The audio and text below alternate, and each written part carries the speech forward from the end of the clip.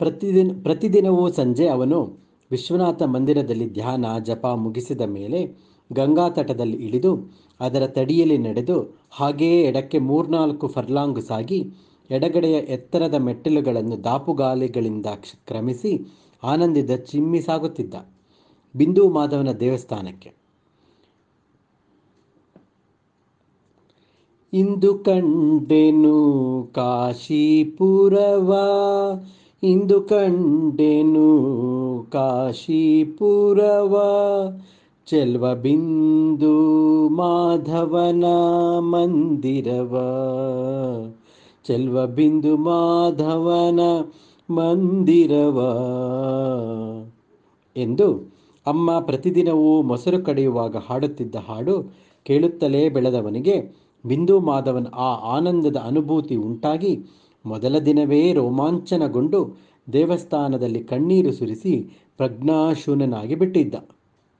ಆಹಾ, ಎಷ್ಟು ಮುದ್ದಾದ ಸುಂದರ ಮೂರ್ತಿಯೇ! ಅಲ್ಲ, ಜೀವಂತವಾಗಿ ಕಂಗೊಳಿಸುತ್ತಿದ್ದ ಬಿಂದು ಮಾಧವ. ಕೇವಲ ಗಲ್ಲದ ಮೇಲೆ ಅಷ್ಟೇ ಅಲ್ಲ, ಎರಡೂ ಕೆನ್ನೆಗಳ ಮೇಲೆ ದೃಷ್ಟಿಬೊಟ್ಟು, ತುಂಬಿದ ದುಂಡು ಮೊಗ, ಕಣ್ಣಲ್ಲೇನೋ ಹೊಳೆವ ತುಂಟುತನ, ಕಂಡೂ ಕಾಣದ ಮುಗುಳ್ನಗೆ. ಅವನ ದರ್ಶನವಾಗದೆ ನಿದ್ರೆ ಸುಳಿಯುತ್ತಿರಲಿಲ್ಲ ಕೃಷ್ಣಪ್ಪನಿಗೆ. ನಂಜಮ್ಮನನ್ನು ಭೇಟಿಯಾದ ಬಳಿಕದ 3ನೇ ದಿನವೇ ಇರಬೇಕು. ಅವಳ ನೆನಪು ಪ್ರಭಾವ ಮಾಸುತ್ತಾ ಬಂದಿತ್ತು. ಆ ಸಂಜೆ ಅವನು ದಾಪುಗಾಲು ಹಾಕುತ್ತಾ ಬಿಂದು ಮಾಧವನ ದೇವಸ್ಥಾನದ ಮೆಟ್ಟಿಲುಗಳನ್ನು ಹತ್ತುತ್ತಿದ್ದ. ಮಧ್ಯದಲ್ಲಿ ಒಂದು ಬಲ ತಿರುವು ಇದೆ. ಆ ತಿರುವಿನಲ್ಲಿ ಸಪಾಟಾದ ಕಲ್ಲುಗಳನ್ನು ಹಾಸಿದ ಸಣ್ಣ ಅಂಗಳದಂತಹ ಪ್ರವೇಶವಿದೆ. ಇವನು ದಾಪುಗಾಲು ಹಾಕುತ್ತಾ ತಿರುವಿಗೆ ಕಾಲಿಡುತ್ತಿದ್ದಂತೆ ಮಾತುಗಳು ಕಿವಿಗೆ ಬಿದ್ದವು. ಅದು ಕನ್ನಡದ ನುಡಿಗಳು. ಏಯ್, ಅದ್ರಸೋ ಅದನ್ನ, ಹೊಡಿಬೇಡ, ಅದು ನೋಡು, ಮೈ ಮೇಲೆ ಬಂದುಬಿಡುತ್ತೆ. ಮೂಗುದಾರನೂ ಇಲ್ಲ, ಒಳ್ಳೆ ಹೇಗೆ ಕೊಬ್ಬಿದೆ ನೋಡು, ಹಾಯ್ದರೆ ಅಪ್ಪಚ್ಚಿ ಆಗೋಗ್ತೀಯ, ಹುಷಾರು. ಮರಿಯಾನೆಯಂತಹ ಗೂಳಿಯೊಂದು ಆ ತಿರುವಿನಲ್ಲಿ ಅಡ್ಡಡ್ಡ ನಿಂತು ಬಿಟ್ಟಿತ್ತು. ನೋಡಲೇನೋ ಬೃಹತ್ತಾಗಿತ್ತು. ಆದರೆ ಅದು ಸಾಧು ಪ್ರಾಣಿ ಎಂದು ಹೊಸಬರಿಗೆ ತಿಳಿಯುತ್ತಿರಲಿಲ್ಲ. ಹೆದರುತ್ತಿದ್ದರು. ಮೆಲ್ಲಗೆ ಅದರ ಮೈ ಸವರಿ ಅದನ್ನು ಉಜ್ಜಿಕೊಂಡೇ ಅದರ ಮುಖದ ಬಳಿಗೆ ಸಾರಿದ ಕೃಷ್ಣಪ್ಪ ಅದರ ಮುಂದೆ ನಿಂತು, ಯಾರಾದರೂ ಪ್ರಸಾದದ ಬಾಳೆಹಣ್ಣು ಕೊಡಿ ಎಂದು ಮೇಲಕ್ಕೆ ಕೈ ಚಾಚಿದ. ಕೈಗೆ ಒಂದು ಬಾಳೆಹಣ್ಣು ಬಿತ್ತು. ಕತ್ತೆತ್ತಿ ನೋಡಿದ ನಂಜಮ್ಮ. ಬಾಳೆಹಣ್ಣನ್ನು ಗೂಳಿಯ ಮುಂದೆ ಚಾಚಿ ಅದನ್ನು ಮಾತನಾಡಿಸುತ್ತಾ ಮೆಲ್ಲಗೆ ಅಲ್ಲಿಂದ ಕದಲಿಸಿ ಪಕ್ಕದ ಗಲ್ಲಿಗೆ ಸಾಗಿ ಹೋಗುವಂತೆ ಮಾಡಿದ ಕೃಷ್ಣಪ್ಪ. ಹಿಂತಿರುಗಿದ ಅವನ ಮುಂದೆ ನಗೆ ಬೀರುತ್ತಾ ನಿಂತಿದ್ದರು ಕಂಠಿಶಾಸ್ತ್ರಿಗಳು. ಒಳ್ಳೆಯದಾಯಿತು ನೀವು ಬಂದದ್ದು.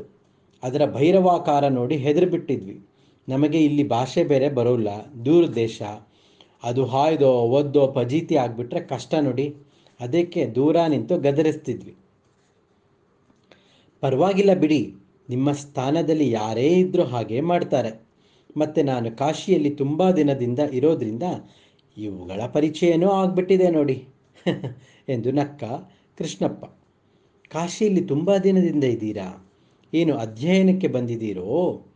ಮಾಯಾಶಾಸ್ತ್ರಿಗಳು ಕೃಷ್ಣಪ್ಪನನ್ನೇ ನೋಡುತ್ತಾ ಕೇಳಿದರು. ಅಧ್ಯಾಯ ಅಂತೇನೂ ಇಲ್ಲ, ಆದರೆ ಬಂದಿದ್ದೀನಿ.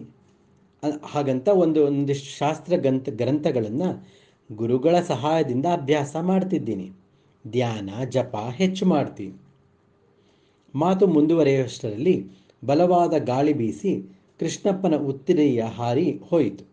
ಅದನ್ನು ಮಾಯಾಶಾಸ್ತ್ರಿಗಳ ತಂಡದ 2 ಚಿಲ್ಟಾರಿಗಳು ಓಡಿ ಹಿಡಿದು ತಂದು ಒಪ್ಪಿಸಿದರು. ಎಷ್ಟು ದಿನ ನಡೆಸ್ತೀರಿ ಅಭ್ಯಾಸ? ಊರಿಗೆ ಯಾವಾಗ ಹಿಂತಿರುಗುತ್ತೀರಿ? ನಿಮ್ಮನೆಗೆ ಏನಾದರೂ ಸುದ್ದಿ ಮುಟ್ಟಿಸಬೇಕಾದ್ರೆ ತಿಳಿಸಿ. ನಾವು ನಾಳೆನೇ ವಾಪಸ್ ಹೋಗ್ತಿದ್ದೀವಿ. ನಿನ್ನೆ ಮೊನ್ನೆಯೆಲ್ಲ ಸುತ್ತಮುತ್ತಲ ಸ್ಥಳಗಳನ್ನು ನೋಡಿದ್ದಾಯಿತು. ನಾಳೆ ಮಧ್ಯಾಹ್ನ ಛತ್ರ ಖಾಲಿ ಮಾಡ್ತೀವಿ, ನಗುತ್ತಾ ನುಡಿದರು ಕಂಠಿಶಾಸ್ತ್ರಿಗಳು. ಇಲ್ಲ, ಮನೆಯವರಿಗೇನು ಸುದ್ದಿ ಇಲ್ಲ.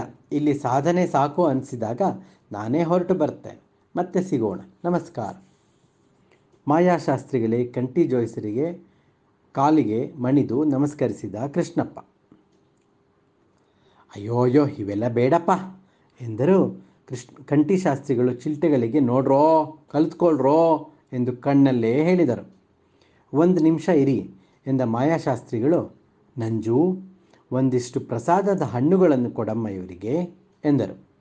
ನಂಜಮ್ಮ ಆಯ್ದು ಒಳ್ಳೆಯ ಹಣ್ಣುಗಳನ್ನೇ ಒಂದು ಮುತ್ತುಕದ ಎಲೆಯ ಮೇಲಿಟ್ಟು ಮತ್ತೊಂದು ಎಲೆಯನ್ನು ಅದರ ಮೇಲಿಟ್ಟು ಸುತ್ತಿ ಬಾಳೆ ನಾರು ಕಟ್ಟಿ ಅಪ್ಪನ ಕೈಗಿತ್ತಳು. ಅದನ್ನು ತೆಗೆದುಕೊಂಡ ಕೃಷ್ಣಪ್ಪ ಮತ್ತೆ ಕೈ ಮುಗಿದು ವೇಗವಾಗಿ ಮೆಟ್ಟಿಲೇರಿದ. ಕೊನೆಯ ಮೆಟ್ಟಿಲು ದಾಟಿ ದೇವಸ್ಥಾನದ ಕಡೆಗೆ ತಿರುಗುವ ಮುನ್ನ ಒಮ್ಮೆ ಹಿಂತಿರುಗಿ ನೋಡಿದ. ನಂಜಮ್ಮ ಗುಂಪಿನ ಮಧ್ಯದಲ್ಲಿ ಎತ್ತರದ ಮೆಟ್ಟಿಲುಗಳನ್ನು ಎಚ್ಚರಿಕೆಯಿಂದ ಇಳಿಯುತ್ತಿದ್ದಳು. ಅಕ್ಕನ ಭುಜದ ಮೇಲೆ ಕೈಯೂರಿ ಕಾಲನ್ನು ಕೆಳಗಿಳಿಸುತ್ತಿದ್ದಳು. ಹಾಗೆಯೇ ಕತ್ತು ಕೊಂಕಿಸಿ ಹಿಂದಿರುಗಿ ನೋಡಿದಳು. ಅವನು ನೋಡುತ್ತಿದ್ದುದನ್ನು ಗಮನಿಸಿ ಬೆಚ್ಚಿ ತಟಕ್ಕನೆ ತಲೆ ತಗ್ಗಿಸಿದಳು. ದೇವಸ್ಥಾನದೊಳಕ್ಕೆ ಹೋದ ಕೃಷ್ಣಪ್ಪ ಬಹಳ ಹೊತ್ತು ಬಿಂದು ಮಾಧವನ ಮೂರ್ತಿಯನ್ನೇ ನೋಡುತ್ತಾ ನಿಂತ. ಪ್ರತಿದಿನ ನೋಡುತ್ತಿದ್ದಾನೆ ಕಳೆದ 3 ತಿಂಗಳಿನಿಂದ. ಆದರೆ ಮರುದಿನದ ವೇಳೆಗೆ ಮತ್ತೆ ಆ ಮುದ್ದು ಮುಖವನ್ನು ನೋಡುವ ಹಂಬಲ ಚಿಗುರೊಡೆಯುತ್ತದೆ. ಕೈಯಲ್ಲಿನ ಹಣ್ಣಿನ ಪ್ರಸಾದದ ಕಟ್ಟು ಭಾರವೆನಿಸತೊಡಗಿತು. ದೇವರನ್ನು ತೃಪ್ತಿಯಾಗುವಷ್ಟು ನೋಡಿ ಮತ್ತೆ ನೋಡಿ ಹಿಂದಿರುಗಿ ನೋಡುತ್ತಲೇ ಹೊರಗೆ ಬಂದ. ಮೆಟ್ಟಿಲಿನ ಮೇಲೆ ಕುಳಿತ ಸಾಧುವಿನ ಎದುರಿಗೆ ಕುಳಿತು ಎಲೆಯನ್ನು ಕಟ್ಟಿದ್ದ ಬಾಳೆನಾರನ್ನು ಬಿಚ್ಚಿದ. ಒಂದೆರಡು ದ್ರಾಕ್ಷಿ ಬಾಯಿಗೆಸೆದುಕೊಂಡು ಉಳಿದಂತೆ ಮಿಕ್ಕ ಹಣ್ಣುಗಳನ್ನು ಆ ಸಾಧುವೇ ಸೇವಿಸುವಂತೆ ತಾನು ಮಾತನಾಡುತ್ತಾ ಕುಳಿತ. ಕೊನೆಗೆ ಎಲೆಯನ್ನು ಮುದುರಿ ಕಸದ ತೊಟ್ಟಿಗೆ ಎಸೆದು ಮತ್ತೆ ಮೆಟ್ಟಲಿಳಿದು ನದಿಯಲ್ಲಿ ಕೈ ತೊಳೆದು ಮಠಕ್ಕೆ ಹಿಂದಿರುಗಿದ. ರಾತ್ರಿ ಹಾಲು ಕುಡಿದು ಸ್ವಾಮಿಗಳೊಂದಿಗೆ ಔಪಚಾರಿಕವಾಗಿ ಮಾತನಾಡಿ ಕೋಣೆ ಹೊಕ್ಕು ಮಲಗಿದ. ಎಷ್ಟು ತಡೆ ಹಿಡಿದರೂ ಮನಸ್ಸನ್ನು ಹತ್ತಿಕ್ಕಿದರೂ ಮತ್ತೆ ಅವಳ ಮುಖವೇ ಕಣ್ಣ ಮುಂದೆ ನಿಲ್ಲುತ್ತಿತ್ತು. ಎದ್ದು ಹೊರಗೆ ಬಂದು ಗಾಳಿಗೆ ಮೈಯೊಡ್ಡಿ ಕುಳಿತ. ಇವನ ಕೋಣೆಯ ಬಾಗಿಲು ತೆರೆದ ಸದ್ದಿಗೋ ಏನೋ ಸ್ವಾಮಿಗಳೂ ಹೊರಗೆ ಬಂದು ಇವನ ಎದುರಿಗೆ ಕುಳಿತರು. ಮೆಲ್ಲಗೆ ಕೇಳಿದರು, ಏನಾಯಿತು? ಸ್ವಲ್ಪ ಹೊತ್ತು ಮೌನವಾಗಿದ್ದು ಬಳಿಕ ಮೆಲುದನಿಯಲ್ಲಿ ನುಡಿದ, ಮಾಯೆ. ಸ್ವಾಮಿಗಳು ನಕ್ಕರು. ಕೇಳಿದರು, ಒಳಗೋ ಹೊರಗೋ? ಅವನು ಗೊಂದಲಕ್ಕೆ ಬಿದ್ದ. ಮುಂದಿನ ಸೋಮವಾರ ನನ್ನ ಗುರುಗಳು ಬರುತ್ತಿದ್ದಾರೆ. ಅಂದು ದಿನ ಪ್ರಶಸ್ತವಾಗಿದೆ. ನೀನು ಸನ್ಯಾಸ ತೆಗೆದುಕೊಳ್ಳುವ ಹಾಗಿದ್ದರೆ ಆ ದಿನ ಅವರಿಂದಲೇ ನಿನಗೆ ದೀಕ್ಷೆ ಕೊಡಿಸುತ್ತೇನೆ, ಗುರುಗಳು ಹೇಳಿದರು. ಕೃಷ್ಣಪ್ಪ ಏನೂ ಮಾತನಾಡಲಿಲ್ಲ. ಗುರುಗಳು ಎದ್ದು ಧ್ಯಾನ ಮಾಡಲು ಮಠದ ಮೇಲ್ಛಾವಣಿ ಏರಿದರು. ಅಲ್ಲಿ ಒಂದು ಚಿಕ್ಕ ಹುಲ್ಲಿನ ಗುಡಿಸಲು ಇತ್ತು. ರಾತ್ರಿಯಲ್ಲಿ ಧ್ಯಾನ ಮಾಡಲು ಅವರು ಆ ಗುಡಿಸಲನ್ನು ಬಳಸುತ್ತಿದ್ದರು. ಸನ್ಯಾಸ, ಹೌದು, ಸನ್ಯಾಸ ತೆಗೆದುಕೊಳ್ಳಬೇಕು, ಸಾಧನೆ ಮಾಡಬೇಕು, ಮುಕ್ತಿ ಹೊಂದಬೇಕು. ಏನೇ ಆದರೂ ಈ ಜಗತ್ತು ಗೊಂದಲಗಳ ಗೂಡು. ಕೃಷ್ಣಪ್ಪ ಆಲೋಚಿಸುತ್ತಿದ್ದ. ಜೊತೆಗೆ ಅಮ್ಮನ ಕರುಣಾಪೂರಿತ ಕಣ್ಣುಗಳ ನೋಟ. ಅಪ್ಪನದು ಅತ್ತಲೂ ಇಲ್ಲ ಇತ್ತಲೂ ಇಲ್ಲ ಎನ್ನುವ ನಿಲುವು. ಆದರೆ ಅಮ್ಮನಿಗೆ ತಾನು ಬೇಕು. ಜೊತೆಗೆ ಈಗಷ್ಟೇ ಮೈಯಲ್ಲಿ ಮನಸ್ಸಲ್ಲಿ ಹುಟ್ಟಿದ ವಾಂಛೆ. ಹೆಬ್ಬೂರಿನ ಮಠದ ಪ್ರತೀತಿ ಕೇಳಿಲ್ಲವೇ? ಅಲ್ಲಿ ಕೆರೆಗೆ ನೀರು ಕುಡಿಯಲು ಬಂದ ಹುಲಿಯ ಬೆನ್ನೇರಿ ಮೆಟ್ಟಿದ ಮಹಾ ತಪಸ್ವಿಗಳು ನೆಲೆಸಿದ್ದ ಮಠವಿದೆ. ಎಷ್ಟೋ ಬಾರಿ ಅಪ್ಪನ ಜೊತೆ ಆ ಮಠಕ್ಕೆ ಹೋಗಿ ಬಂದದ್ದಿದೆ. ಆದರೆ ತಾನು ಅಲ್ಲಿನ ಒಂದು ಹೆಣ್ಣಿಗೆ ಮನಸೋತೇನಲ್ಲ, ಛೆ. ಹೀಗೆ 10 ಹಲವು ಲಹರಿಯ ಯೋಚನೆಗಳು. ಆಯಿತು, ಗಟ್ಟಿ ಮನಸ್ಸು ಮಾಡಿ ಹೆಬ್ಬೂರಿನ ಹೆಣ್ಣು ಬಿಟ್ಟರೂ ಅಮ್ಮನ ಮನಸ್ಸು ಕುಂದಿಸಿ ಅವಳ ಶಾಪ ಮೆಟ್ಟಿ ಸನ್ಯಾಸ ತಗೊಂಡು ತಾನು ಸಾಧಿಸುವುದಾದರೂ ಏನನ್ನು? ಸನ್ಯಾಸ ಬೇಡ ಅಂತ ಊರಿಗೆ ಹೋದರೆ ಸಂಸಾರ ಕಟ್ಟದೆ ಬಿಡುತ್ತಾರೆಯೇ? ಪಟೇಲ್ ರುದ್ರೇಗೌಡರು ಬಿಟ್ಟಾರೆಯೇ? ನನ್ನ ಬಾಯಾಗ ಅಕ್ಕಿ ಕಾಳು ಬೀಳೋದ್ರೊಳಗೆ ನಿನ್ನ ಮದುವೆ ನಾನು ನೋಡಲೇಬೇಕು ಕಿಟ್ಟಪ್ಪ. ನಿನ್ನ ಮುಂಜ್ವಿಗೆ ಕೋಟ್ ಹೊಲಿಸಿದ್ದೆ, ಈಗ ಮದುವೆಗೂ ಕೋಟ್ ಹೊಲಿಸ್ಕೊಡ್ತೀನಿ ಅಂತ ವಾಗ್ದಾನ ಬೇರೆ ಮಾಡಿದರು ಪಟೇಲ್ರು. ಮದುವೆ ಅಂತ ಆಗೋದಾದರೆ ಅವ್ರನ್ನ ಆಗೋ ಬದಲು ನಂಜಮ್ಮನನ್ನೇ ಯಾಕೆ ಆಗಬಾರ್ದು? ಮನಸ್ಸು ತುಯ್ಯುತ್ತಲೇ ಇತ್ತು. ಧ್ಯಾನ ಜಪ ಏನೂ ಇಲ್ಲ. ತೂಕಡಿಕೆ ಬಂತು. ಕೋಣೆಗೆ ಹೋಗಿ ಮತ್ತೆ ಮಲಗಿದ. ಜಂಪು ಹತ್ತಿ ಹಾಗೇ ಗಾಢ ನಿದ್ರೆಗೆ ಜಾರಿದ. ಛತ್ರದಲ್ಲಿ ಎಲ್ಲ ಸಾಮಾನುಗಳಿಗೆ ಗಂಟು ಬಿಗಿದು ಹೋಲ್ಡಾಲುಗಳನ್ನು ಬಿಗಿದು ಕಟ್ಟಿದರು. ರೈಲು ಚಂಬುಗಳಲ್ಲಿ ನೀರು ತುಂಬಿ ಹೊರಡಲು ತಯಾರಾಗಿ ನಿಂತರು. ನಂಜಮ್ಮ ತನ್ನ ಅಮ್ಮನ ಬಟ್ಟೆ ಗಂಟಿನ ಪಕ್ಕದಲ್ಲಿ ಕೂತು ಅನ್ಯ ಮನಸ್ಕಳಾಗಿ ಏನೋ ಯೋಚಿಸುತ್ತಿದ್ದಳು. ಅವಳೆದುರಿಗೆ ಬಂದು ಕೂತರು ಕಂಠಭಾವ. ಏನೇ ನಂಜಿ, ಹಗಲ್ಗನಸು ಕಾಣ್ತಿದೆಯೇನೆ? ನಾನೇನು ಕನಸು ಕಾಣಲಿ, ಹೋಗಿ ಬಾವಾ. ಅದೇ ಅವನು ಅವನ ಜೊತೆ ಆಗಲೇ ಒಂದು ಸುತ್ತು ಭೂಮಿದೂಟ ಮಾಡಿದ್ಯಲ್ಲೇ. ಛೀ, ಹೋಗಿ ನೀವು. ಯಾವಾಗಲೂ ಅದೇ ಚಿಂತೆ. ನಾನು ಊರಲ್ಲಿ ಇಷ್ಟೊತ್ತಿಗೆ ಬೆಕ್ಕು ಮರಿ ಹಾಕಿರುತ್ತೆ, ಎಷ್ಟು ಮರಿ ಹಾಕಿರುತ್ತೋ ಅಂತ ಯೋಚಿಸ್ತಿದ್ದೆ ಅಷ್ಟೇ. ಅವನಿಗೆ ಮದುವೆ ಆಗಿಲ್ಲ ಕಣೆ, ಉತ್ತರೀಯ ಹಾರಿ ಹೋಯ್ತಲ್ಲ, ಆಗ ಗಮನಿಸ್ದೆ. ಜನಿವಾರ 3 ಎಳೆ. ಹೋಗಿ ಬಾವ, ನಿಮ್ಗೆ ಯಾವಾಗಲೂ ಅದೇ ಜ್ಞಾನ. 3 ಹೊತ್ತು ಧ್ಯಾನ ಜಪ ಶಾಸ್ತ್ರ ಅಂತ ಕೂತಿರ್ತಾರೆ ಅವರು. ಮಾತಾಡೋದು ಒಂಥರ ಸಂಬಂಧವೇ ಇಲ್ಲ, ಭಾವನೆಗಳೇ ಇಲ್ಲ ಅನ್ನೋ ಹಾಗೆ. ಹಾಗಾದರೆ ಹುಡುಗ ಇಷ್ಟ ಆಗಲಿಲ್ವ ನಿಂಗೆ? ನಿಮ್ಮಪ್ಪ ನಿನ್ನ ವಿಚಾರಿಸು ಅಂದರು. ನಿಂಗೆ ಒಪ್ಪಿಗೆ ಆದರೆ ವಿಚಾರಿಸೋಣ ಅಂತ ಅಂದ್ಕೊಂಡೆ. ಈಗ ನಿಮ್ಮಪ್ಪನ್ನೇ ನೋಡು, 3 ಹೊತ್ತು ಪೂಜೆ ಪುನಸ್ಕಾರ ಅಂತ ಊರೂರು ತಿರುಗ್ತಾರೆ. ಹಾಗಂತ ನಿಮ್ಮ ಮನೆ ಸಂಸಾರ ನಿಂತು ಹೋಯ್ತಾ? ಆಮೇಲೆ ನಿಮ್ಮ ಅಕ್ಕನ ಕೇಳು, ನಾನು ಎಷ್ಟೊತ್ತು ಮನೇಲಿರ್ತೀನಿ, ಏನು ಮಾತಾಡ್ತೀನಿ ಅಂತ. ಗಂಡಸರ ಪ್ರಪಂಚವೇ ಹಾಗೆ. ಅದು ಬಿಟ್ಟು ಅವನ ಮೇಲೆ ನಿನಗೆ ಬೇರೆ ಕಾರಣಗಳಿದ್ದರೆ ಹೇಳು. ನಂಜಮ್ಮ ಏನೂ ಮಾತನಾಡಲಿಲ್ಲ. ಒಂದೆರಡು ಕ್ಷಣ ಭಾವನ ಮುಖ ದಿಟ್ಟಿಸಿ ಬಳಿಕ ತಲೆ ತಗ್ಗಿಸಿದಳು. ಊರಿಗೆ ತುಂಬ ದೂರನೂ ಇಲ್ಲ, ಒಬ್ಬನೇ ಮಗ. ಇವರಪ್ಪ ಶಾನ್ಭೋಗ್ರು. ಮುಂದೆ ಶಾನ್ಭೋಗ್ಕೆ ಇವನಿಗೆ ಬರುತ್ತೆ. ಚಿಂತೆ ಮಾಡಬೇಡ, ಜಾತಕ ಹೊಂದಿದ್ರೆ ಮುಂದುವರಿತೀವಿ. ನಂಜಮ್ಮ ನೆಲ ನೋಡುತ್ತಾ ಕುಳಿತಿದ್ದಳು. ಬೆಳಗ್ಗೆ ಒಲೆ ಸಾರಿಸುತ್ತಿದ್ದ ಗೌರಮ್ಮನವರಿಗೆ ಬಾಗಿಲು ಆಡದ ಬಳಿ ಯಾರೋ ನಿಂತಂತಾಗಿ ತಿರುಗಿ ನೋಡಿದರು. ನರಸಪ್ಪನವರು ನಸುನಗುತ್ತಾ ನಿಂತಿದ್ದರು. ಈ ಹೊತ್ತು ಅಚ್ಚೇರು ಅಕ್ಕಿ ಜಾಸ್ತಿ ಇಡು ಅನ್ನಕ್ಕೆ, ಹಾಗೇ ಸ್ವಲ್ಪ ಗಸಗಸೆ ಪಾಯಸ, ಎಲೆ ಕೊನೆ ಕೋಸಂಬರಿನೂ ಮಾಡು. ಮೊಸರು ಪೂರ್ತಿ ಕಡಿಬೇಡ, 1-2 ಕುಡಿಕೆ ಗಟ್ಟಿ ಮೊಸರೆತ್ತಿಡು ಎಂದರು ನರಸಪ್ಪನವರು. ಮನಸ್ಸಿನಲ್ಲೇ ಆಲೋಚಿಸಿದರು ಗೌರಮ್ಮ. ನಿನ್ನೆ ಮೊನ್ನೆಯಿಂದ ಪೋಸ್ಟ್ ಚೆಲುವಯ್ಯನೂ ಇತ್ತ ಕಡೆ ಬಂದಿಲ್ಲ, ಯಾವ ಅಂಚೆ ಪತ್ರವೂ ಇಲ್ಲ. ಯಾರು ಊಟಕ್ಕೆ ಬರ್ತಾರೆ? ಇಷ್ಟೊಂದು ಮುತುವರ್ಜಿಯಿಂದ ಇವರು ಯಾಕೆ ಊಟದ ವಿಷಯ ಹೇಳ್ತಾರೆ? ಕೊನೆಗೆ ಬಾಯಿ ಬಿಟ್ಟು ಕೇಳೇ ಬಿಟ್ರು. ಯಾರು ಬರ್ತಾರೆ? ನೆಂಟರು, ಇಷ್ಟರು? ಸಂಕಿಘಟ್ಟದ ಪಾತತ್ತೆ ಏನಾದರೂ ಹೇಳಿ ಕಳಿಸಿದ್ರಾ? ಅಥವಾ ಗುಬ್ಬಿಯವರೋ? ಅವರು ಯಾರೂ ಅಲ್ಲ, ಸುಮ್ಮನೆ ಮಾಡು, ನಿಂಗೆ ಗೊತ್ತಾಗತ್ತೆ. ನಾನೀಗ ಕಪನಯ್ಯನ ಎಲೆ ತೋಟಕ್ಕೆ ಹೋಗಿ ಊಟಕ್ಕೆ ಬಾಳೆ ಎಲೆ ತರ್ತೀನಿ. ಇವತ್ತು ಮುತ್ತುಗದ ಎಲೆ ಬೇಡ. ಗೌರಮ್ಮನವರಿಗೆ ಇದು ಹೊಸದಲ್ಲ. ಇವರ ಒಗಟುಗಳು ಒಡೆಯುವ ಸಮಯ ಹತ್ತಿರವೇ ಇದೆ. ನನಗೇನೋ ಮಾಡಿಕ್ಕಲು ಕಷ್ಟವೇ ಎಂದುಕೊಂಡು ಬಿಸಿ ಅನ್ನಕ್ಕೆ ಮಾವಿನಕಾಯಿ ಗೊಜ್ಜು ಇದ್ದರೆ ಇನ್ನೂ ಚೆನ್ನ ಎಂದುಕೊಂಡು ಬಡುವಿನ ಮೇಲಿದ್ದ ದೊಡ್ಡ ಮಾವಿನಕಾಯಿಗಳನ್ನು ತೆಗೆದು ಒಲೆಯ ಬಳಿ ಇಟ್ಟುಕೊಂಡರು. ಗಂಡ ಉತ್ಸಾಹದಲ್ಲಿರುವುದೇ ಅವರಿಗೂ ಸಂತೋಷ. ನರಸಪ್ಪನವರು ಕಪನಿಯ ತೋಟದಿಂದ 1 ಕಟ್ಟು ಬಾಳೆ ಎಲೆ ತಂದರು. ಇವರು 6 ಕೇಳಿದರೆ ಅವನು 12 ಕೊಟ್ಟು ಕಳಿಸಿದ್ದ. ಜೊತೆಗೆ ಬಾಳೆ ಹೂವು ದಿಂಡೂ ಕೂಡ.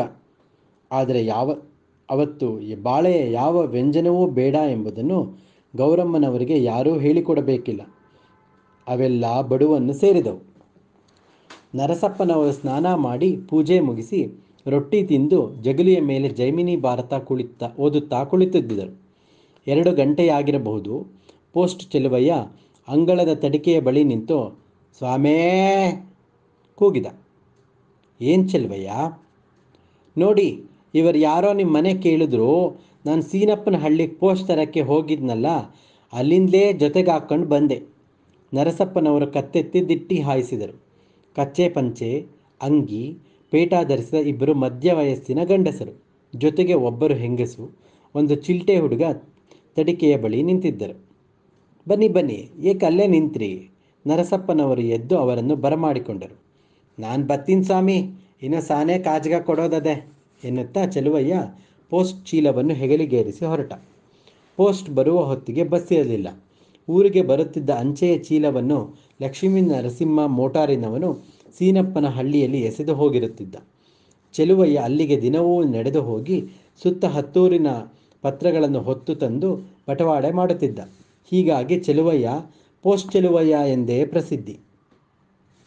ಬಹಳ ಬಿಸಿಲು, ಬನ್ನಿ ಬನ್ನಿ, ಕಾಲು ತೊಳ್ಕೊಳ್ಳಿ, ತಮ್ಮ ಪರಿಚಯವಾಗಲಿ ನರಸಪ್ಪನವರು ಆಮಂತ್ರಿಸಿದರು.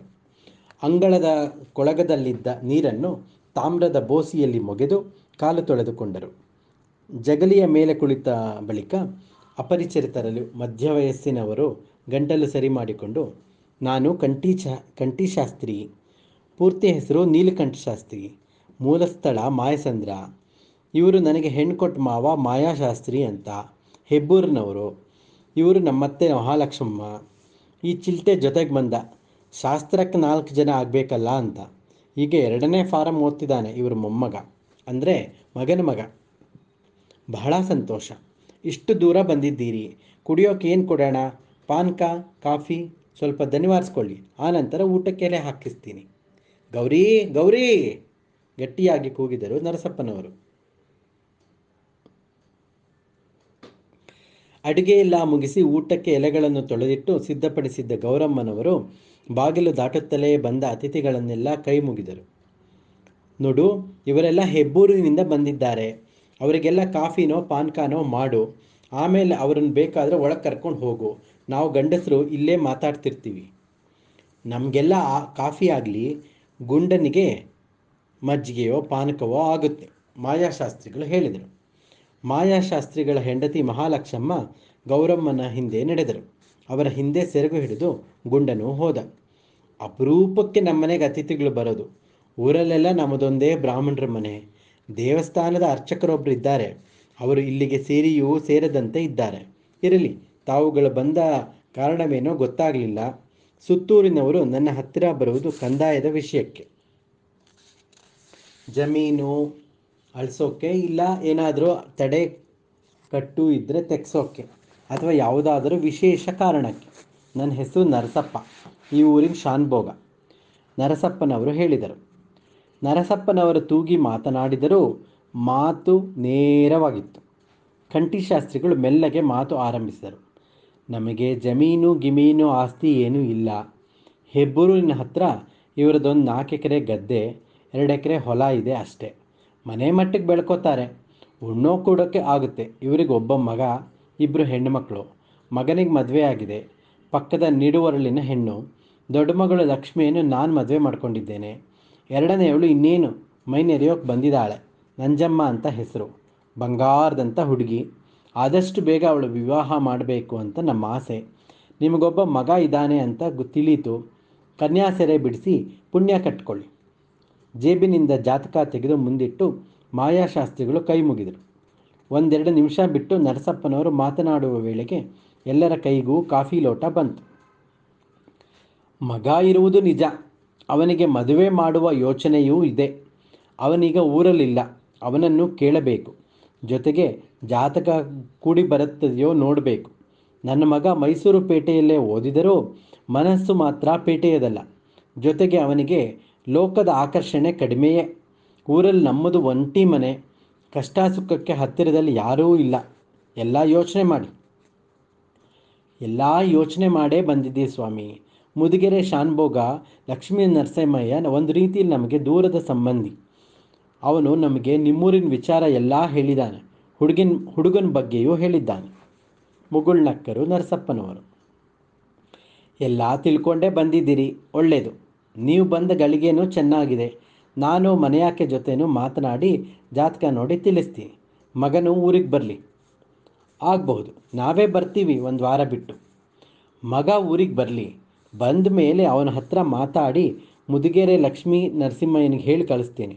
ಒಪ್ಪಿಗೆ ಆದರೆ ಮುಂದುವರಿಯೋಣ, ನೀವೇನು ಚಿಂತೆ ಮಾಡಬೇಡಿ. ಅಲ್ಲ, ನೀವು ಹೆಣ್ಣು ನೋಡೋದು ಬೇಡವೇ? ನಿಮ್ಮ ಮನೆಯವರು ನೀವು ಬನ್ನಿ ಒಮ್ಮೆ, ಮಾಯಾಶಾಸ್ತ್ರಿಗಳೆಂದರು. ಜಾತಕ ನೋಡ್ತೀನಲ್ವೇ, ಮತ್ತು ನಿಮ್ಮನ್ನು ನೋಡಿದ ಮೇಲೆ ಮನೆಯವರು ಎಂಥವರು ಅಂತ ಗೊತ್ತಾಗಲ್ವೇ? ಮಗ ಏನಾದರೂ ನೋಡಬೇಕು ಅಂದರೆ ತಾಯಿ ಮಗನ ಕಳಿಸ್ತೀನಿ. ನರಸಪ್ಪನವರು ನಗುತ್ತಾ ನುಡಿದರು. ಮಾಯಾಶಾಸ್ತ್ರಿಗಳು ಕಂಠಿಶಾಸ್ತ್ರಿಗಳು ಮುಖ ನೋಡಿಕೊಂಡರು. ಹೇಳಿ, ಕೈಕಾಲು ತೊಳ್ಕೊಳ್ಳಿ, ಊಟ ಮಾಡಿ. ನರಸಪ್ಪನವರು ಊಟಕ್ಕೆ ಎಬ್ಬಿಸಿದರು. ತಪ್ಪು ತಿಳಿಬೇಡಿ, ನಾನು ಮತ್ತು ನನ್ನಾಕೆ ಊಟ ಮಾಡೋಲ್ಲ. ಸಂಪ್ರದಾಯ ಬಲ್ಲೋರು ನೀವು, ನಿಮಗೇ ಗೊತ್ತು ನಾವು ಊಟ ಮಾಡಬಾರ್ದು ಅಂತ. ನಮ್ಮ ಅಳಿಯಂದರು ಮತ್ತು ಗುಂಡ ಮಾಡ್ತಾರೆ. ನಾನೇನು ಅವುಗಳನ್ನು ಅಷ್ಟು ಗಂಭೀರವಾಗಿ ಪರಿಗಣಿಸೋಲ್ಲ, ಆದರೆ ನಿಮ್ಮ ನಂಬಿಕೆಗೂ ಅಡ್ಡಿ ಬರೋಲ್ಲ. ಆಗಲಿ, ಸ್ವಲ್ಪ ಕೋಸಂಬರಿ ಹಣ್ಣು ತಗೊಳ್ಳಿ, ಅದೇನು ಪರವಾಗಿಲ್ಲ. ಎಲ್ಲ ಎದ್ದು ಕಂಬಸಾಲೆಗೆ ಬಂದರು. ಬರುವ ಮುನ್ನ ಇಡೀ ಮನೆಯನ್ನು ಅಳೆದರು ಕಂಠಿಶಾಸ್ತ್ರಿಗಳು. ಅಡುಗೆ ಮನೆಗೆ ಹೊಂದಿಕೊಂಡಿದ್ದ ಕಂಬಸಾಲೆ ಅದರ ಮೂಲೆಗೆ ಪ್ರತ್ಯೇಕವಾದ ದೇವರ ಮನೆ. ಕಂಬಸಾಲೆಯ ದಕ್ಷಿಣಕ್ಕೆ ಒಂದು ಬಾಗಿಲು. ಅದನ್ನು ದಾಟಿದರೆ ಕರುಗಳನ್ನು ಕಟ್ಟುವ ಕೋಣೆ. ಅದಕ್ಕೆ ಹೊಂದಿಕೊಂಡಂತೆ ಎಡಕ್ಕೆ ಮಡಕೆ ಚಿಕ್ಕ ಮನೆ. ಅದರಲ್ಲಿ ವಿವಿಧ ಗಾತ್ರದ ಮಡಕೆ ಕುಡಿಕೆಗಳು. ಕರು ಕಟ್ಟುವ ಕೋಣೆಗೆ ಮತ್ತೆ ದಕ್ಷಿಣದ ಬಾಗಿಲು. 4 ಮೆಟ್ಟಿಲು ಇಳಿದರೆ ದನದ ಕೊಟ್ಟಿಗೆ. ಕಂಬಸಾಲೆಯಲ್ಲಿ ಎಲೆ ಹಾಕಿದರು. ಗುಂಡ, ಕಂಠಿಶಾಸ್ತ್ರಿಗಳು, ನರಸಪ್ಪನವರು ಒಂದು ಬದಿಯಲ್ಲಿ, ಇವರಿಗೆ ಪೂರ್ತಿ ಊಟ. ಎದುರು ಸಾಲಿನಲ್ಲಿ ಮಾಯಾಶಾಸ್ತ್ರಿಗಳು, ಮಹಾಲಕ್ಷಮ್ಮ, ಇವರಿಗೂ ಬಾಳೆ ಎಲೆ, ಆದರೆ ಅನ್ನ ಮುಸುರೆಯ ಪದಾರ್ಥವಿಲ್ಲ. ಕೋಸಂಬರಿ, ಹಲಸಿನ ತೊಳೆಗಳು, ಹದನಾಗಿ ಹೆಚ್ಚಿದ್ದ ರಸ್ಪುರಿ, ಬಾದಾಮಿ, ಮಲಗೋಬ ಮಾವಿನ ಹಣ್ಣುಗಳು. ಒಂದು ಇಡೀ ಮೊಸರಿನ ಕುಡಿಕೆ ತನಗೇ ಬೇಕೆಂದು ಹಠ ಹಿಡಿದ ಗುಂಡ. ಆಗಲಿ, ಆದರೆ ಸ್ವಲ್ಪ ಸ್ವಲ್ಪವೇ ಹಾಕ್ತೀನಿ, ತಿನ್ನು ಎಂದು ಕಂಠಿಶಾಸ್ತ್ರಿಗಳು ಕುಡಿಕೆಯಿಂದ ಬಗ್ಗಿಸಿದರು. 4 ಆವರ್ತಿ ತಿಂದು ಸಾಕು ಎಂದ ಅವನು. ಉಳಿದ ಅಷ್ಟೂ ಮೊಸರನ್ನು ತಮ್ಮ ಎಲೆಗೆ ಸುರುವಿಕೊಂಡು ಅನ್ನಕ್ಕೆ ಕಲಸಿ ಪುಷ್ಕಳವಾಗಿ ಉಂಡರು ಕಂಠಿಶಾಸ್ತ್ರಿಗಳು. ಊಟವಾದ ಬಳಿಕ ಎಲ್ಲರಿಗೂ ತಾಂಬೂಲ, ಒಂದೊಂದು ಬೆಳ್ಳಿ ರೂಪಾಯಿ ದಕ್ಷಿಣೆ. ಒಂದು ಮಂಕರಿಯಲ್ಲಿ ಮಾವಿನ ಹಣ್ಣುಗಳನ್ನು ಒಪ್ಪವಾಗಿ ಜೋಡಿಸಿ ಮೇಲೆ ನೆಲ್ಲು ಹುಲ್ಲು ಹರಡಿ ಗೋಣಿತಾಟು ಹೊದಿಸಿ ಕಟ್ಟಿದರು. ಮುನಿಸ್ವಾಮಿ ಅವರ ಚೀಲಗಳನ್ನು ಮಾವಿನ ಹಣ್ಣಿನ ಬುಟ್ಟಿಯನ್ನು ಹೊತ್ತು 3 ಮೈಲು ನಡೆದು ಕುಣಿಗಲ್ಲಿನ ಬಸ್ಸು ಹತ್ತಿಸಿ ಬಂದ.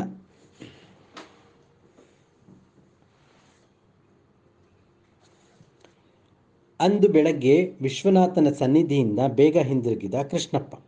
ಸ್ವಾಮಿಗಳು ಬೆಳಗಿನ ಫಲಾಹಾರ ಮುಗಿಸಿ ಬಿಸಿಲಿಗೆ ಮೈಯೊಡ್ಡಿ ಕುರ್ಚಿಯ ಮೇಲೆ ಕುಳಿತು ಆಧ್ಯಾತ್ಮಿಕ ಪತ್ರಿಕೆಯೊಂದನ್ನು ಓದುತ್ತಾ ಕುಳಿತಿದ್ದರು. ಅವರಿಗೆ ನಮಸ್ಕರಿಸಿ ಕುಳಿತ. ಎಂದಿಗಿಂತ ಬೇಗನೆ ಬಂದಿರುವ ಕೃಷ್ಣಪ್ಪನತ್ತ ತಿರುಗಿ ಏನು ಎಂಬಂತೆ ಈಕ್ಷಿಸಿದರು.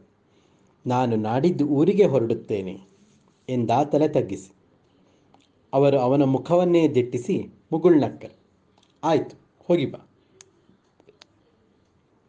ಮತ್ತೆಂದು ಬರುತ್ತೇನೋ ಗೊತ್ತಿಲ್ಲ, ಆದರೆ ನನಗೆ 50 ರೂಪಾಯಿ ಬೇಕಾಗಿತ್ತು. ಊರಿಗೆ ಹೋದ ಮೇಲೆ ನಿಮಗೆ ಕಳುಹಿಸುವ ವ್ಯವಸ್ಥೆ ಮಾಡುತ್ತೇನೆ. 50 ರೂಪಾಯಿ? ಅಷ್ಟೊಂದು ಏಕೆ ಎಂಬ ಧ್ವನಿ ಆ ಮಾತುಗಳ ಹಿಂದಿತ್ತು.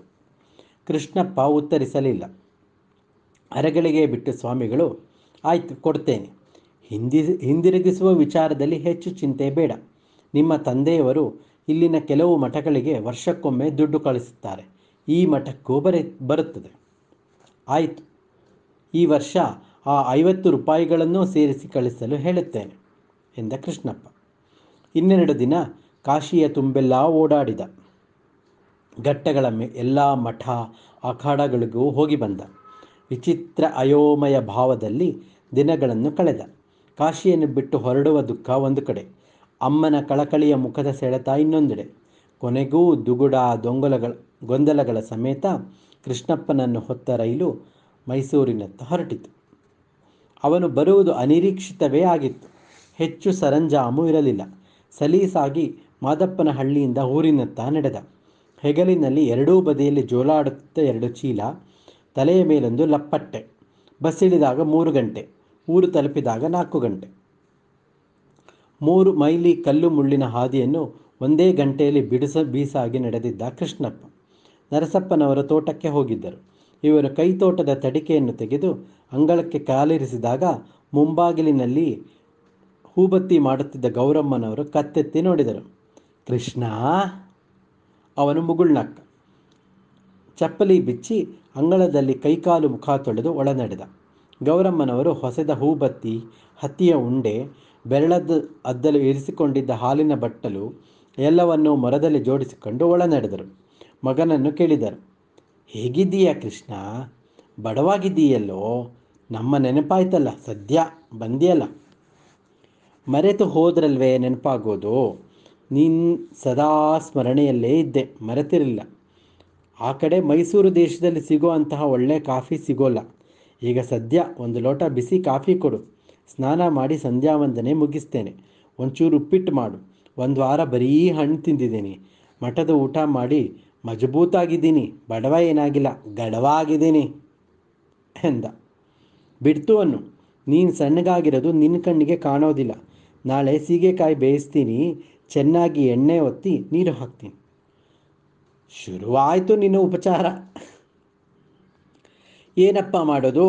ನಿನ್ನ ಹೆಂಡತಿ ಬಂದು ನಿನ್ನ ಜವಾಬ್ದಾರಿ ವಹಿಸ್ಕೊಳ್ಳೋವರೆಗೂ ನಿನ್ನ ಪೋಷಣೆ ನನ್ನ ಜವಾಬ್ದಾರಿ ತಾನೇ. ಹಾಂ, ಏನಂದೆ? ಏನೂ ಇಲ್ಲ, ಸ್ನಾನ ಮಾಡ್ಕೊಂಡು ಬಾ. ಕೃಷ್ಣಪ್ಪ ಸ್ನಾನ ಸಂಧ್ಯಾವಂದನೆ ಮುಗಿಸಿ ಬರೋದ್ರೊಳಗೆ ನರಸಪ್ಪನವರು ದನ ಅಟ್ಟಿಕೊಂಡು ಬಂದರು. ಹಿತ್ತಲಲ್ಲಿ ಅವುಗಳನ್ನು ಕಟ್ಟಿಹಾಕಿ ಬಾಗಿಲಿಗೆ ಒದೆ ಮರ ತಗುಲಿಸಿ ಕಂಬಸಾಲೆಗೆ ಕಾಲಿಡುತ್ತಿದ್ದಲೇ ಮಗನ ಧ್ವನಿ ಕೇಳಿ ಆನಂದಿತರಾದರು.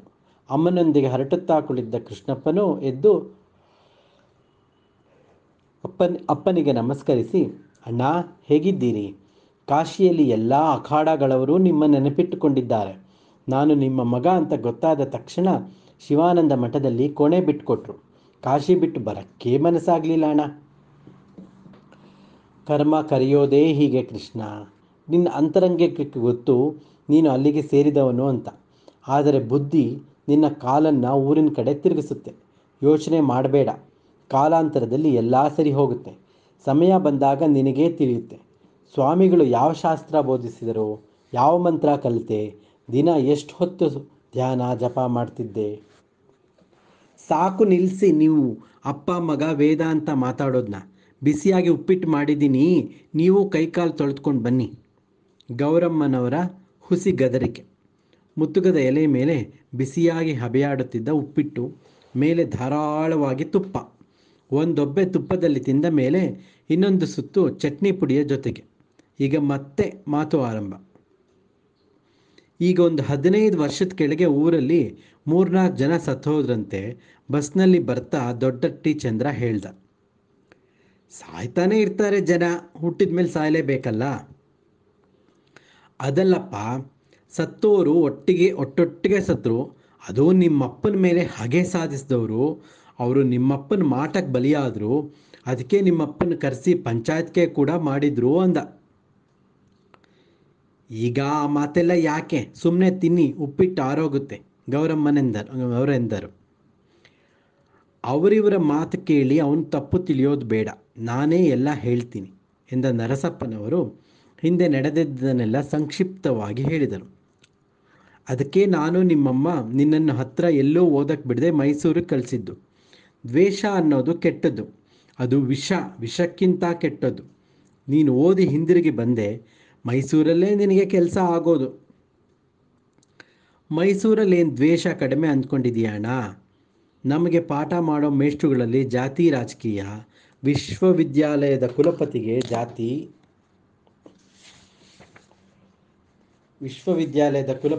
ಜಾತಿ ಪ್ರೇಮ, ಜಾತಿ ದ್ವೇಷ. ರಾಜಕಾರಣಿಗಳು ಬೇರೆ ಅದಕ್ಕೆ ತುಪ್ಪ ಸುರಿತಾರೆ. ಇಡೋ ಪಾಠದಲ್ಲಿ, ವಿವರಿಸೋ ಪಠ್ಯದಲ್ಲಿ ಜಾತಿ ದ್ವೇಷ ತುಂಬಿಸ್ತಾರೆ. ಇವನ್ನೆಲ್ಲ ಮೀರಿ ನಿಲ್ಲೋರು ಕೆಲವರು ಮಾತ್ರ. ಅಂಥವ್ರನ್ನ ಕಾಶಿಲಿ ನೋಡಿದೆ. ಅವ್ರು ಹಾಗೆ ಆಗಬೇಕು. ಆದರೆ ಹಣೆಯಲ್ಲಿ ಬರೆದಿರಬೇಕಲ್ಲ. ಮತ್ತೆ ಏನಾದರೂ ಕಾಶಿಗೆ ಹೋಗೋ ಯೋಚನೆ ಇದೆಯೇ? ನರಸಪ್ಪನವರ ಪ್ರಶ್ನೆ. ಗೌರಮ್ಮನವರು ಕೋಪದಿಂದ ಗಂಡನ ಕಡೆ ನೋಡಿದರು. ಗೊತ್ತಿಲ್ಲ ಅಣ್ಣ, ಸದ್ಯಕ್ಕಂತೂ ಇಲ್ಲ. ಊರಿನ ಸೆಳೆತ, ಅಮ್ಮನ ಸೆಳೆತ ಜೋರಾಗಿ ವಾಪಸ್ ಬಂದ್ಬಿಟ್ಟೆ. ವೈರಾಗ್ಯ ಇದೆ, ಸಂಸಾರನೂ ಬೇಕು ಅನಿಸುತ್ತೆ. ನಿನ್ನ ಹತ್ರ ಮಾತಾಡ್ತೀನಿ ನಾಳೆ. ಅಮ್ಮನ ಎದುರಿಗೆ ಬೇಡ, ಹೆದರ್ಕೊಳ್ತಾಳೆ. ನೀನು ಮಣಿಕರ್ಣಕ ಘಟ್ಟದಲ್ಲಿ ಯಾರನ್ನಾದರೂ ಭೇಟಿಯಾದ್ಯಾ? ಹ್ಞೂ ಆದೆ. ಅವ್ರ ಹಿಂದೆ ಹೋಗೋ ಪ್ರಯತ್ನನೂ ಮಾಡಿದೆ. ಆದರೆ ಇದು ಸಕಾಲ ಅಲ್ಲ ಅಂದ್ಬಿಟ್ರು, ಹೊರಟೋದ್ರು. ನಕ್ಕರು ನರಸಪ್ಪನವರು. ಅದನ್ನೇ ಹೇಳಿದ್ದು ಕರ್ಮ ಅಂತ. ನಾಳೆ ಬೆಳಗ್ಗೆ ಮಾತಾಡೋಣ ಬಿಡು. ನಾನು ನಿನ್ನ ಹತ್ರ ಒಂದಷ್ಟು ಮಾತಾಡೋದಿದೆ. ಕಾಶಿಯಲ್ಲಿ ಮೊಸರು ಚೆನ್ನಾಗಿರುತ್ತಲ್ವೇ? ಇಲ್ಲಿಗಿಂತ ಗಟ್ಟಿ ಮೊಸರು, ರುಚಿನೂ ಇರುತ್ತೆ ಅಲ್ವೇ? ಹೌದೌದು, ಅದು ಕಡಿಮೆ ಬೆಲೆಗೆ ಅಣ್ಣ. ಆಮೇಲೆ ಒಂದು ವಿಷಯ, ನಾನು ಶಿವಾನಂದ ಸ್ವಾಮಿಗಳ ಹತ್ರ 50 ರೂಪಾಯಿ ಸಾಲ ಮಾಡಿದೆ. ಅದನ್ನ ಅವ್ರಿಗೆ ಕಳಿಸ್ಬೇಕು. 50 ರೂಪಾಯಿ? ಅಷ್ಟೊಂದು ಯಾಕೆ ತಗೊಂಡೆ? ಹೇಳ್ತೀನಿ, ಬೆಳಗ್ಗೆ ಹೇಳ್ತೀನಿ. ಅಮ್ಮ, ನೀ ಹೇಳ್ತೀಯಲ್ಲ, ಮೊಸರು ಕಡಿಯುವಾಗ ಹಾಡು. ಇಂದು ಕಂಡೆನು ಕಾಶೀಪುರವ, ಚೆಲ್ವ ಬಿಂದು ಮಾಧವನ ಮಂದಿರವ ಅಂತ. ಆ ಬಿಂದು ಮಾಧವನ್ ನೋಡಿದೆ ಅಮ್ಮ, ತುಂಬ ಮುದ್ದಾಗಿದ್ದಾರೆ. ಬಿಟ್ಟು ಬರೋಕ್ಕೆ ಮನಸ್ಸೇ ಆಗಲ್ಲ. ಹೈದಾನೆ, ನಮ್ಮ ಬೇಲೂರು ಚೆನ್ನಕೇಶವನ ಹಾಗೆ ಬೆಳ್ಳೂರಿನ ಮಾದನ ಹಾಗೆ ಅಥವಾ ಮೇಲುಕೋಟೆ ಚೆಲುವನಾರಾಯಣ ಹಾಗೆ? ಗೌರಮ್ಮನವರು ಕೇಳಿದರು. ಹೇಗೆ ಅಂತ ಹೇಳೋದು ಕಷ್ಟ ಅಮ್ಮ. ಅಂತಹ ದೊಡ್ಡ ಮೂರ್ತಿ ಅಂತ ಏನೂ ಇಲ್ಲ. ಆದರೆ ಏನೋ ವಿಶೇಷವಾದ ಸೌಂದರ್ಯ ಕಣಮ್ಮ. ಅದೊಂಥರ. ನಿನ್ನೂ ಒಂದ್ಸಲಿ ಕರ್ಕೊಂಡು ಹೋಗಬೇಕು. ಹ್ಞೂ, ನಿಮ್ಮಪ್ಪನ ಕಟ್ಕೊಂಡ ಮೇಲೆ ತವ್ರ ಮನೆಗೆ ಹೋಗೋದೇ ಅಪರೂಪ. ಇನ್ನು ಕಾಶಿ ಯಾತ್ರೆ ಮಾಡಿಸ್ತೀರಾ ನೀವು? ಗೌರಮ್ಮ ಹುಸಿ ಮುನಿಸಿ ತೋರಿದರು. 3ನೇ ವರಸೆ ಉಪ್ಪಿಟ್ಟಿಗೆ ಮೊಸರು ಬಿತ್ತು. ಅಮ್ಮ, ಮತ್ತೆ ರಾತ್ರಿ ಊಟ ಬೇಡ, ಒಂದು ಲೋಟ ಹಾಲು ಕೊಡು ಸಾಕು ಅಷ್ಟೆ. ಅಪರೂಪಕ್ಕೆ ತಿಂತಾ ಇದೀಯಾ, ರಾತ್ರಿನೂ ಊಟ ಮಾಡು, ಏನಾಗಲ್ಲ. ಊಟದ ವಿಷಯದಲ್ಲಿ ತುಂಬ ಬಲವಂತ ಮಾಡಬೇಡ ಅವನಿಗೆ. ಅಲ್ಲಿನ ಅವನ ದಿನಚರಿಗೂ ಇಲ್ಲಿನ ನಿನ್ನ ಉಪಚಾರಕ್ಕೂ ಹೊಂದ್ಕೊಳ್ಳೋಕ್ಕೆ ನಿಧಾನ ಆಗುತ್ತೆ. ಜೊತೆಗೆ ರಾತ್ರಿ ಹೊಟ್ಟೆ ಹಗುರವಾಗಿರಬೇಕು. ಇಲ್ದಿದ್ರೆ ಧ್ಯಾನ ಜಪ ಕಷ್ಟವಾಗುತ್ತೆ. ಸುಮ್ಮನಿರಿ ನೀವು. ನಿಮ್ಮಂತೆಯೇ ಅವನು ಹತ್ಲಾಗಿದ್ದರೆ ಮನೆ ಕತೆ ಏನು? ಜಾತಕ ಬಂದಿತ್ತಲ್ಲ, ನೋಡಿದ್ರಾ? ಅವನಿಗೆ ಮದುವೆ ಮಾಡೋ ಯೋಚನೆ ಇದೆ ತಾನೇ ನಿಮಗೆ? ಅವನ ಹಣೆಯಲ್ಲಿ ಏನು ಬರೆದಿದ್ಯೋ ಅದಾಗುತ್ತೆ. ಈಗ ನೆಮ್ಮದಿಯಾಗಿ ಉಪ್ಪಿಟ್ಟು ತಿನ್ನೋಗಿ ಬಿಡು. ಯಾರ ಜಾತಕ? ಯಾವ ಜಾತಕ? ಏನು ಹೇಳೋಣ? ಬೆಳಗ್ಗೆ ಎಲ್ಲ ಹೇಳ್ತೀನಿ ಮಗು. ಎಲೆ ಎಸೆದು ಕೈ ತೊಳೆದು ಹಿತ್ತಲಲ್ಲಿರೋ ಹಸುಗಳ ಮೈತಿಕ್ಕೆ ಹುಲ್ಲು ಹಾಕಿ ಬಾ. ಅವುಗಳ ಪುಷ್ಟಿಯಿಂದಲೇ ನೀನು ಬೆಳೆದು ದೊಡ್ಡವನಾಗಿರೋದು. ಅವು ನಿನ್ನ ಧ್ವನಿ ಕೇಳಿಯೇ ಆಗಲೇ ಅರಚ್ಕೋತಾ ಇದ್ದು. ಹೋಗಿ ಮಾತನಾಡಿಸ್ ಬಾ. ಎಲೆ ಎಸೆದು ಕೈ ತೊಳೆದು ಒಂದು ಮುಷ್ಟಿ ಹುಲ್ಲು ಮಡಿಸಿ ಅದರಿಂದ ಅಲ್ಲಿದ್ದ ಹಸುಗಳ ಮೈ ತಿಕ್ಕಿದ ಕೃಷ್ಣಪ್ಪ. ಅವುಗಳೂ ಇವನನ್ನು ನೋಡಿ ಮೂಸಿ ನೆಕ್ಕಿದವು. ಕಾಳಿಯ ಸಂತತಿಯ ಒಂದು ಪ್ರಾಯದ ಹೋರಿ ಕೂಡ ಇತ್ತು. ಇನ್ನೇನು 6 ಹೂಡಿ ಅಭ್ಯಾಸ ಮಾಡಬೇಕು. ಅವನ ಹೆಸರು ಕೃಷ್ಣನೇ. ಹೆಚ್ಚು ಕಡಿಮೆ ಅದರ ಅಜ್ಜಿಯ ತದ್ರೂಪೆ. ಮುದ್ದು ಮಾಡಿ ಬೆಳೆಸಿದ ಕರು. ಎಷ್ಟೋ ಬಾರಿ ಇತರ ಹಸುಗಳು ಮೇಯಲು ಹೊರಗೆ ಹೋದಾಗ ಕರುವಾಗಿದ್ದ ಕೃಷ್ಣನನ್ನು ಮನೆಯೊಳಗೇ ಇರಿಸಿಕೊಂಡಿದ್ದೂ ಉಂಟು. ಎಲ್ಲ ಹಸುಗಳ ಮೈತಿಕ್ಕಿ ಹುಲ್ಲು ಹಾಕಿ ಬಾನಿಗೆ ನೀರು ತುಂಬಿದ ಕೃಷ್ಣಪ್ಪ. ಪ್ರಯಾಣದ ದಣಿವು, ರಾತ್ರಿ ಬೇಗ ನಿದ್ರೆಯೂ ಹತ್ತಿತು. ಅಭ್ಯಾಸ ಬಲದಿಂದ ಬೆಳಗ್ಗೆ ಬೇಗ ಎಚ್ಚರವಾಯಿತು ಕೃಷ್ಣನಿಗೆ. ಇನ್ನೂ 3 ಗಂಟೆ ಇರಬೇಕು. ಗೌರಮ್ಮನವರು ಗೊಣಗಿದರು. ಸುಮ್ಮನೆ ಮಲಕ್ಕೊಳ್ಳೋ, ಇಷ್ಟೊತ್ತಿಗೆ ಎದ್ದು ಏನು ಮಾಡ್ತೀಯ? ನಿದ್ದೆ ಬರಲ್ಲಮ್ಮ, ಬೇಗ ಎದ್ದು ಅಭ್ಯಾಸವಾಗಿದೆ. ನೀನು ಮಲಕ್ಕೋ, ನಾನು ಎದ್ದು ಮುಖ ತೊಳೆದು ಜಪಕ್ಕೆ ಕೂತ್ಕೊಳ್ತೀನಿ ಎಂದ ಕೃಷ್ಣಪ್ಪ. ಒಂದು ದೀಪ ಹಚ್ಚಿಕೊಂಡು ಬಚ್ಚಲು ಮನೆಯಲ್ಲಿ ಮುಖ ತೊಳೆದು ದೇವರ ಮನೆಯ ಬಾಗಿಲಿನ ಬಳಿ ಒಂದು ಕಿರುಚಾಪೆ ಹಾಸಿಕೊಂಡು ಧ್ಯಾನ ಜಪಕ್ಕೆ ಕುಳಿತ. ಇನ್ನೊಂದು ಅರ್ಧ ಗಂಟೆಯಲ್ಲಿ ನರಸಪ್ಪನವರು ಎದ್ದರು. ಸ್ನಾನ ಮುಗಿಸಿದ ಇಬ್ಬರು ತೃಪ್ತಿಯಾಗುವಷ್ಟು ಮಂತ್ರೋಚ್ಚಾರ ಮಾಡುತ್ತಾ ಪೂಜೆ ಮುಗಿಸಿದರು. ಇವರ ಪೂಜೆ ಮುಗಿಯುವ ಹೊತ್ತಿಗೆ ಗೌರಮ್ಮನವರು ಕಾಫಿ ಸಿದ್ಧಪಡಿಸಿದ್ದರು.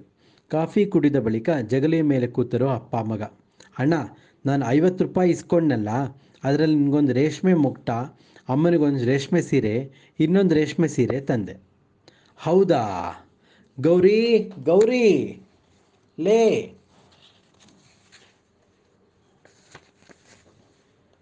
ನಿನ್ನ ಮಗ ನಿನಗೆ ಸೀರೆ ತಂದಂತೆ, ಕೇಳಿದ್ಯಾ? ಗಟ್ಟಿಯಾಗಿ ನಕ್ಕರು ದರಸಪ್ಪನವರು. ನಗ್ಬೇಡ, ಸುಮ್ಮನಿರಣ್ಣ. ಪಾಪ ಅಮ್ಮ ಹೊಸ ಸೀರೆ ಉಡೋದೇ ಅಪರೂಪ. ಇರು ತೋರಿಸ್ತೀನಿ. ಒಳಗೆ ಹೋದ ಕೃಷ್ಣಪ್ಪ ತಾನು ತಂದ ಕೈಚೀಲದೊಂದಿಗೆ ಹಿಂದಿರುಗಿದ. ಜೊತೆಗೆ ಗೌರಮ್ಮನವರನ್ನು ಕರೆತಂದಿದ್ದ. ಅಲ್ವೋ, ನಮ್ಮ ಮೈಸೂರು ಸೀಮೆ ರೇಷ್ಮೆಗಿಂತ ಚಂದಾನೇನೋ ಆ ಉತ್ತರದವರ ರೇಷ್ಮೆ ವಸ್ತ್ರ. ಸುಮ್ಮನಿರಿ, ಮಗ ಏನೋ ಆಸೆಯಿಂದ ತಂದಿದ್ದಾನೆ. ಗಂಟು ಬಿಚ್ಚಿದರು ಗೌರಮ್ಮನವರು. ಮೇಲೆಯೇ ಇತ್ತು ಮೊಗ್ಟ, ಅದರ ಕೆಳಗೆ ಆಕಾಶ ನೀಲಿಯ ಸೀರೆ, ಕೆಂಪಂಚು, ಉತ್ತಮ ಜರಿ. ಅಮ್ಮ, ಇದು ನಿಂಗೆ. ನೀಲಿ ಸೀರೆಯನ್ನು ಎತ್ತಿ ಅಮ್ಮನ ಕೈಗಿಟ್ಟ ಕೃಷ್ಣಪ್ಪ. ಅದರ ಕೆಳಗಿತ್ತು ಹಳದಿ ಸೀರೆ, ಅದಕ್ಕೂ ಕೆಂಪಂಚು. ಇದ್ಯಾರಿಗೋ ಒಳ್ಳೆ ಮದುವೆಗೆ ಸೀರೆ ಇದ್ದ ಹಾಗಿದೆಯಲ್ಲೋ? ಗೌರಮ್ಮ ಕುತೂಹಲದಿಂದ ಕೇಳಿದರು.